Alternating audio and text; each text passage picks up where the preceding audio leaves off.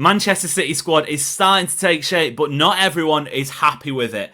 We're going to be discussing the latest transfer updates, but welcome back to the City Ramble. If you are new around here, make sure to subscribe. We're trying to get to 5k subscribers before the start of the Premier League season.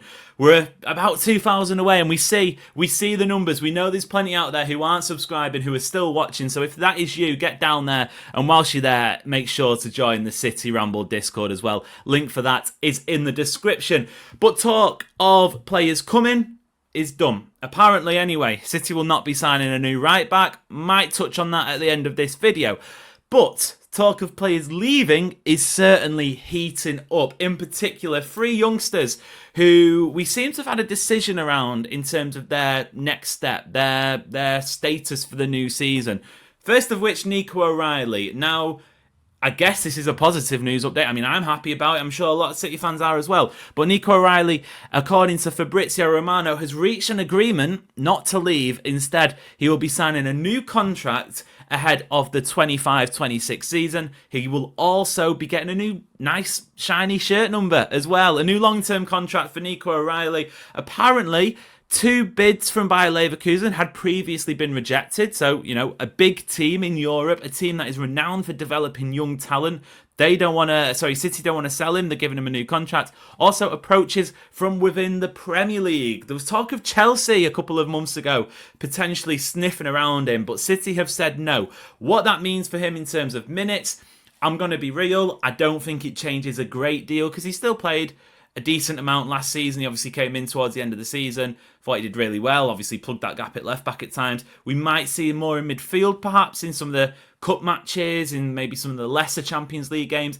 I don't think necessarily it means that he's going to be an automatic starter or he's going to be, you know, one of the first names on the team sheet or anything like that. Not yet anyway, because he's still only 20 years old. But it is promising. He is still sticking around. Obviously, he helps with the homegrown quota as well. But he's look, who didn't enjoy watching him last season? Yes, there were a couple of mistakes at times. I actually feel like he could be a perfect deputy to the way that Ait-Nouri will play at left back. There are almost some similarities there. Obviously, Nico OReilly isn't a left back as such, but the way that Ait-Nouri is so technical and he can operate in the final third, I think we saw that from Nico OReilly, and possibly maybe it was a clue as to how City are going to set up on that left-hand side at the end of last season when Nico OReilly came in, and then Ait-Nouri signed ahead of this season. So that's that. There are exits though. There are talk of players leaving the club, namely Vita Heiss and Claudio Echeverri, both of which could be, according to some people, heading over to Girona. Obviously, Girona part of the City Football Group network. City have sent, obviously Savinho, even though he wasn't technically contracted to City at the time, he spent time in Girona. These are the ones that have divided opinion. And honestly, with these 2 players, I sit on either side for each one of them, and I'll go through it quickly. I think I'll start with Claudio Echeverri. For me, I could sense this one a mile off. I mean, City reached an agreement to sign him back in 2024. Whatever the plan was at that point, in fact, there probably can't be a plan to integrate him into the first team because you don't know what the first team's going to be thinking of. Phil Foden was ripping it up. He was about to win Player of the Year. Kevin De Bruyne was still, under contract and obviously possibly wouldn't have expected to have been leaving the club this early.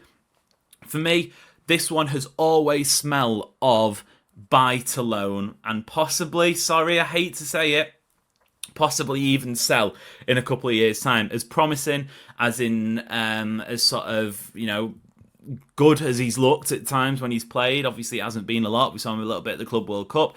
It's always felt to me like the chances of him sticking around in the first team long term are slim. The Vita Heiss one is different though, and I feel like this is a little bit weirder. Before I get into it though, again, another shout out. If you haven't, make sure to hit the subscribe button. Plenty of content throughout the season that's upcoming. Plenty of content in the build up to the new season. Plenty of videos, not just me either. Plenty of contributors here at the City Ramble. But in terms of Vita Heiss, City paid 30 million quid for him. 30 million pound for him in January. This January 2025. Obviously, he came in, he was very young, he's still very raw. I think he's still only 20 years old, might even be a little bit younger than that. But he came in, he played a couple of the cup matches, we saw him at the Club World Cup. I honestly thought he looked good. There was talk that Guardiola was actually hoping to keep him around in the squad going forward for the new season. My theory, what I think has happened here is City have got their list of centre-backs. At the moment, I think there's 7, including Gvardiol, who can obviously play at left-back as well. And they've gone, it would be great to have Vita Heis in the team, but a couple of the older lads, John Stones, Nathan Ake, Manuel Akanji. I think Manuel Akanji specifically because he's the only non-homegrown one there, and obviously City's homegrown quota, whatever. If you get rid of a homegrown player, City are going to have to bring one in just because of how it's sort of stacks up at the moment, I believe. I think it's Akanji, and I think they'd have said, look, if we get an offer that we can't refuse for Akanji, I don't know what that would entail money-wise. I don't know. But he's got 2 years left in his deal. If we get a decent offer from, let's say Galatasaray, we'll let him go, and the plan will be to get Vita Heis in the team. That has obviously not happened. Whatever happened, maybe Akanji doesn't want to leave. Maybe clubs aren't coming in. Whatever. That hasn't happened. So I think the fall guy in this situation has been Vita Heis, which I think, without losing my head, without doing the whole get the board out, I think it is a little bit frustrating. What I will say for people who think this is the end of his City career, because previously players who have gone out on loan have been sold afterwards, we're sort of stepping into a new frontier, basically. Hugo Viana's come in, and he's not been here for a year. He's only just, the day of recording, by the way, taken full control, because Shiki Bergestein has now left officially. So it's Hugo Viana's role, basically. So the next 2 years will be interesting to see, because not only have we got Vita Heis in that position, we've got João Bar as well, who's out on loan this season. And City's centre-back department, it's a little bit of a mess. I'm not going to lie. Obviously, I mentioned there Nathan Ake, Manuel Akanji, and John Stones. I can almost guarantee that at least 2 will be gone this time ahead of next season. So this time, in 12 months' time, 2 of them won't be Manchester City players. I'm pretty confident in saying that. There's a high chance that all 3 might not be either, because Ake's contract is 2027, John Stones is 2026. Akanji's is 2027 as well. Maybe, Ake and Akanji stick it out because they can't move him on. So maybe I'm less confident about that. But I know for a fact John Stones isn't getting a contract extension. I mean, unless he grows a new body, basically, which is a shame because on his day, honestly, one of the best centre-backs in the world. One of the best centre-backs in Premier League history. He's that good, but unfortunately hasn't been able to stay fit, which is a shame. But there will be gaps. And Hugo Viana coming in, it's a different sort of process. It's a different mentality. It's a different approach. The other sad part of this, Guardiola probably won't be at the club in 2 years' time either. And it's always been the policy under Pep that they go out on loan. They don't necessarily come back in, bar the odd exception. James McAtee, Zinchenko, etc. I think there was maybe one of the goalkeepers in there, Zach Steffen maybe. They're the only ones that have sort of booked that trend. I kind of feel like that's going to change when Pep leaves. The next manager's going to have more access to these resources, might give them a bit more of a chance. Doesn't mean that they'll be here for City for 5, 6, 7 years. They might spend a season and then they might get sold. I just feel like that process is going to change. And I feel like there was more of a want and a willingness to get Vita Heis in the team this season. The levers just haven't been able to be pulled, and that's why we are where we are, basically. Which is a shame, because when we've seen him, I think he's looked great. He's got a great physical. He's obviously got room to grow into his body, and he can get more physical. But he's got the stature, he's got the technical ability, he's got the athleticism. He looks really stylish. He looks really confident when he's in possession as well. So I feel like he is going to be coming back to City. Claudio Echeverri, I'm less certain on. I'm not going to lie. For me, that one has always smelt a little bit like a, buy to sell, buy to loan, then sell, whatever.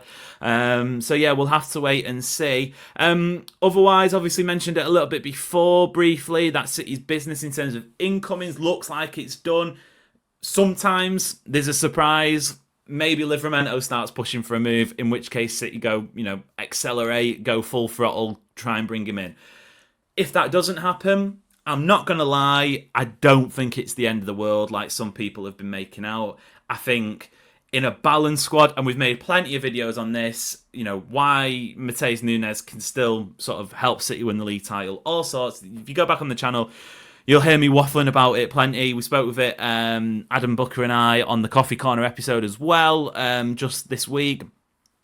In a balanced squad, Zinchenko and Rico Lewis can be fine options. You know, they can be okay. They're not world class. I'm not going to make that argument. I'm not going to sort of sit here and lie. But I think when you've got Rodri back in the team, he's going to cover more of the defensive work. When you've got a settled defence, they're going to be much better. When you've got attackers who have got a bit more legs in them, they can go and win the ball back higher up. That again helps out the defence, doesn't it?